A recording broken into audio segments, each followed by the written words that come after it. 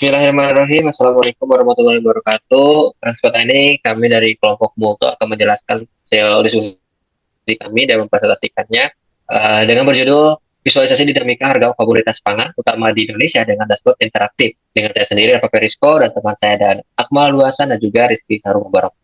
Oke, poin pertama akan dijelaskan oleh teman saya pada Rizky. Persilahkan. Terima kasih, Pak Disko. Yang pertama adalah mengapa harga pangan itu sangat memengaruhi ya. Jadi ketahanan pangan adalah aspek krusial bagi ekonomi dan stabilitas negara. Baik itu harga komoditas seperti beras, cabai, minyak goreng, dan lain-lain sangat memengaruhi untuk daya beli masyarakat, inflasi, juga kebijakan dari pemerintah. Selanjutnya, lalu tantangan dalam analisis ini, yang pertama adalah fluktuasi harga sangat memengaruhi banyak faktor, yaitu yang pertama adalah distribusi, dan yang kedua cuaca, yang ketiga ada musim panen.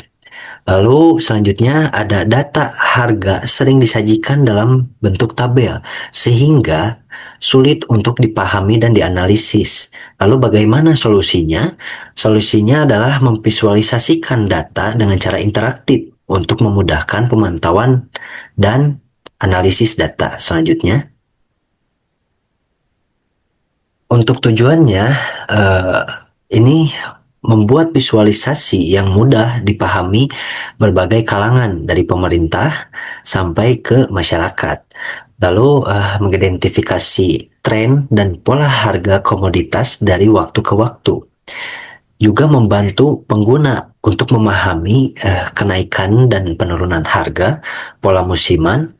Juga yang terakhir adalah perbandingan harga antar wilayah. Selanjutnya, lalu apa temuan peneliti sebelumnya? Ya, yang pertama ada faktor yang memengaruhi harga, ada biaya logistik dan infrastruktur, dan pola musiman. Contohnya seperti musim bawang dan cabai. Untuk metode analisis yang digunakan dengan dekomposisi time series, deteksi anomali, dengan Z-score dan isolation forest, dan diimplementasikan dalam dashboard interaktif untuk meningkatkan komunikasi untuk membuat kebijakan. Selanjutnya, lalu bagaimana penelitian ini berkontribusi? Yang pertama adalah integrasi dari pendekatan, yaitu menggabungkan analisis temporal, spasial, dan deteksi anomali dalam satu dashboard. Untuk kontribusi utamanya itu menyajikan visualisasi terintegrasi untuk pemangku kepentingan di Indonesia dari pemerintah daerah sampai ke masyarakat. Untuk nilai tambahnya, dashboard ini konstekstual untuk kondisi geografis dan pola distribusi di Indonesia. Selanjutnya, dan metode penelitiannya dengan menggunakan pendekatan data driven. Dari yang pertama adalah pengumpulan data, kedua pemrosesan, lalu yang ketiga ada EDA, eksplorasi data analisis, lalu yang keempat ada interpretasi, dan yang kelima ada visualisasi data. Selanjutnya. Baik, terima kasih kepada Akmal. Siap. Terima kasih. Selanjutnya saya akan menjelaskan tentang dataset. Itu data yang digunakan, yang kita menggunakan data Bappenas ya, dan mencakup 34 provinsi dengan periode data time series. Selanjutnya adalah variabel kunci. Ya, ada kode promosi, nama provinsi, komoditas, tahun, bulan, dan harga. Dengan kriteria data, level data beberapa di provinsi ditambahkan dengan bulan. Selanjutnya ada frekuensi dari data bulan, format harga menggunakan rupiah, terus indeks harga berdasarkan rupiah, lalu komoditas dapat berulang untuk provinsi dan bulan berbeda. Selanjutnya ada kasus dan studi kebutuhan. Kebutuhan itu adalah provinsi yang memiliki harga premium beras premium tertinggi. Yang kedua ada bagaimana perbandingan harga Sumatera, Jawa, dan Papua. Selanjutnya, apakah provinsi menghasilkan beras memiliki harga yang lebih murah? Yang selanjutnya, kapan terjadinya lonjakan harga periodik untuk komoditas tertentu?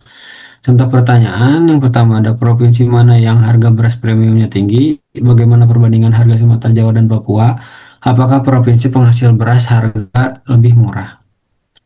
Yang selanjutnya ada fitur fitur dashboard. Jadi di fitur-fitur dashboard itu ada laporan deteksi anomali dengan skor, visualisasi geopasal, analisis tren temporal, perbandingan komoditas, filter data, ekspor data, dan unduh PNG. Yang selanjutnya ada metodologi pengembangan. Di sini ada 3 poin. Yang pertama, persiapan pengumpulan data. Ada 3 poin di dalamnya. Selanjutnya ada pra pemrosesan data. Di situ ada tertera 4 poin. Terus yang terakhir ada eksplorasi data atau EDA. Ada 5 poin. Yang selanjutnya ada metodologi pengembangan, yaitu ada pembuatan visualisasi dan dashboard, ada 6 poin. Yang selanjutnya ada evaluasi dan validasi, ada 6 poin. Selanjutnya ada manfaat yang diharapkan bagi pemerintah, itu sistem pemantauan real time, kebijakan berbasis bukti, alat evakuasi berbasis kebijakan, koordinasi antar lembaga. Selanjutnya bagi pelaku usaha, optimasi rantai pasok, kecerdasan kompetitif. Selanjutnya manajemen risiko dan strategi ekspansi pasar. Yang selanjutnya akan dijelaskan oleh Rafa Perisko.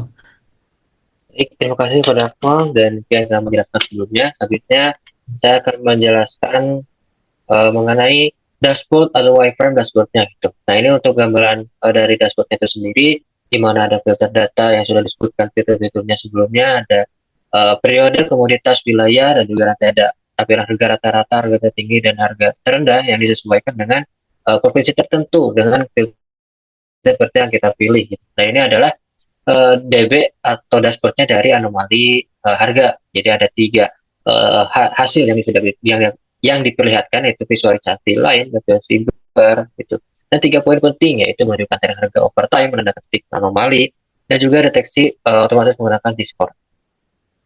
Nah, ini masih DP graphical anomaly table. Jadi ketika datanya memberikan sebuah insight data berupa tabel anomalinya itu apa aja. Selanjutnya ini untuk DB peta harga menggunakan visualisasi corok red map. Ada 3 poin, menampilkan distribusi harga per provinsi, warna menunjukkan tingkat harganya, interaktif dengan hover details. Ini untuk gambarannya seperti ini, untuk peta sebaran harga per provinsi bisa dipilih berdasarkan pilihan komoditas dan juga adjacent kalau pengen dipilih. Terus ada visualisasi dari heatmap temporal provinsi, itu ada 3 poin penting, yaitu matriks warna untuk melihat pola spasial temporal, mendeteksi klaster wilayah dengan dinamika serupa, identifikasi periode puncak harga. Untuk gambaran dari ini seperti ini bisa dipilih dari berdasarkan pilih komoditas dan juga pilih tahunnya tahun berapa. Gitu. Selanjutnya ada analisis komoditas. Di 3 poin pentingnya ada multiple grafik untuk perbandingan antar komoditas, memudahkan identifikasi pola tanpa menggunakan satu grafik, dan layout terorganisir. Jadi ada 2 visualisasi pie chart dan juga bar chart yang diorganisir gridnya, jadi tidak bertabrakan. Ini adalah analisis komparatif komoditasnya, ya, untuk membandingkan harga rata-rata. Selanjutnya manfaat yang diharapkan bagi masyarakat yang sebelumnya sudah dijelaskan bahwa bagi pemangku kepentingan atau bagi para pengusaha, dan selanjutnya adalah bagi masyarakat.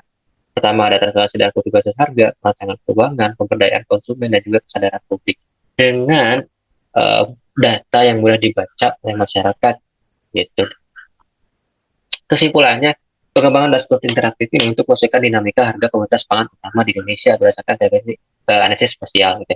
Jadi solusinya tidak hanya mentransformasikan data mentah Bappenas menjadi visualisasi yang informatif dan mudah dipahami, tetapi juga menjawab kebutuhan berbagai pemangku kepentingan, mulai dari pemerintah, dalam perumusan kebijakan berbasis data, pelaku usaha untuk strategi pasar, hingga masyarakat umum dan perencanaan konsumsi dengan fitur interaktif yang memungkinkan eksploitasi data secara real time. Dashboard ini diharapkan dapat meningkatkan transparansi, efisiensi pemantauan, dan kontribusi terhadap ketahanan pangan nasional secara berkelanjutan. Oke, baik, itu saja yang bisa kami sampaikan. Mohon bila ada salah kata, ditutup dengan doa. Wabillahi taufiq wal hidayah. Wassalamualaikum warahmatullahi wabarakatuh.